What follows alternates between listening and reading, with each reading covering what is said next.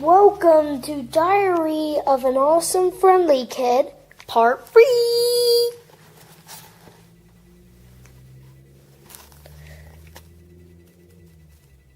As soon as Miss Heffley turned the lights off, Greg said he needed to tell me something important. He told me there's half man, half goat that lives in the woods in our neighborhood, so probably shouldn't go outside alone at night.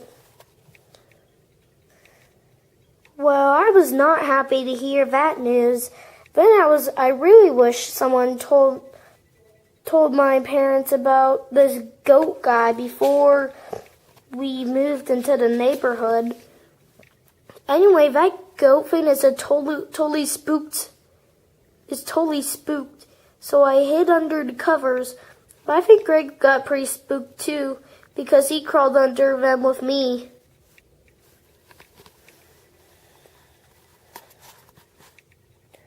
Then all of a sudden there was a crazy noise right outside the window. And it didn't sound exactly how a half man, half goat would sound.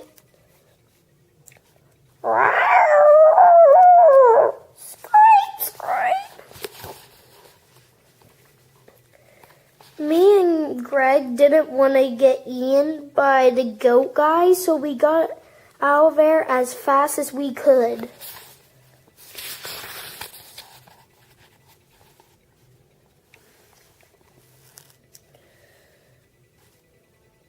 But we almost died anyway because we trampled each other running up the stairs.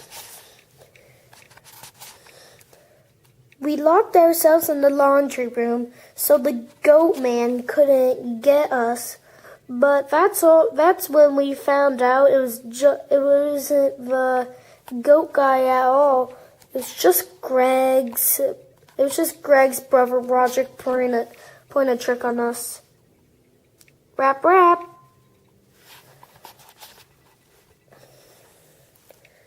Okay, this next part is embarrassing, but since it's a biography, I gotta tell the whole truth.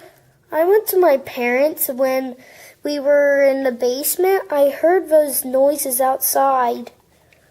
Mrs. Heffley gave me an extra pair of Greg's underwear, but they were too small, so my dad had to come and get me and bring me home at the middle of the night.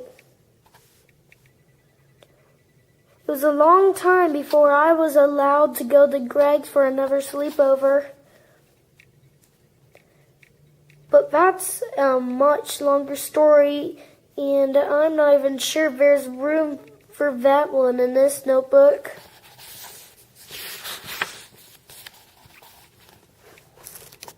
The time I saved Greg from Telvin Urkel Larkin's birthday party.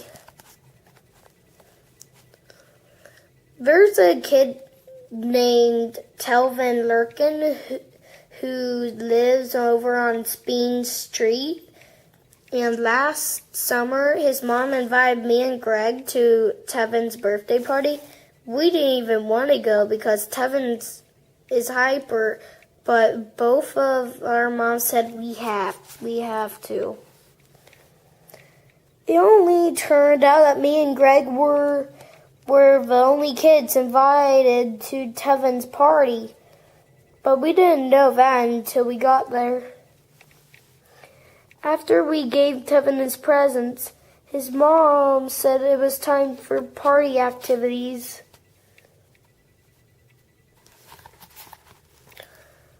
The first activity was to watch this movie about a guy who turned into a bear, an eagle, and a bunch of other animals.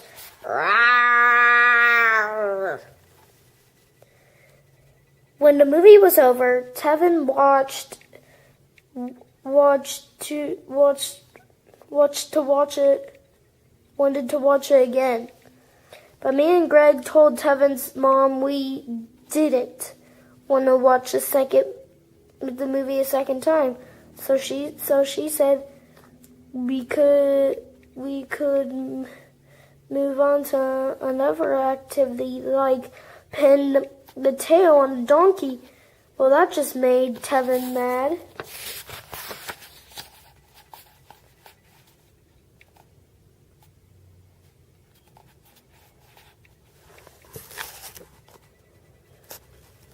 He got all wound up and started acting like the guy in the movie who turned into all those animals.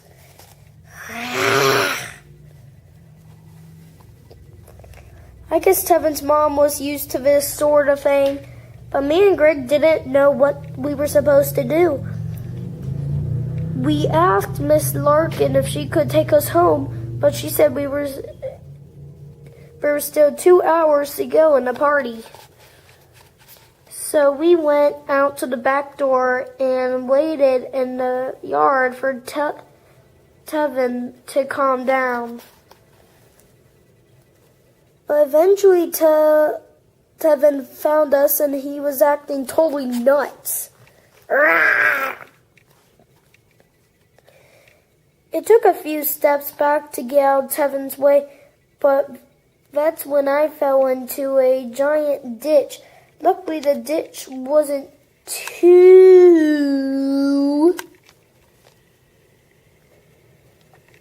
deep, or I probably would have broke some bones. But when I got to my feet, I heard this buzzing noise all around me. It turned out there was a hornet nest at the bottom of the ditch, and they all steered up.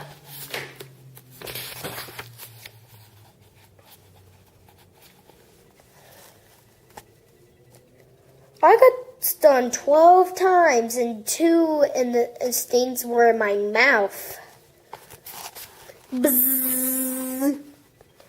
Miss Larkin drove me home, and Greg hitched a ride too.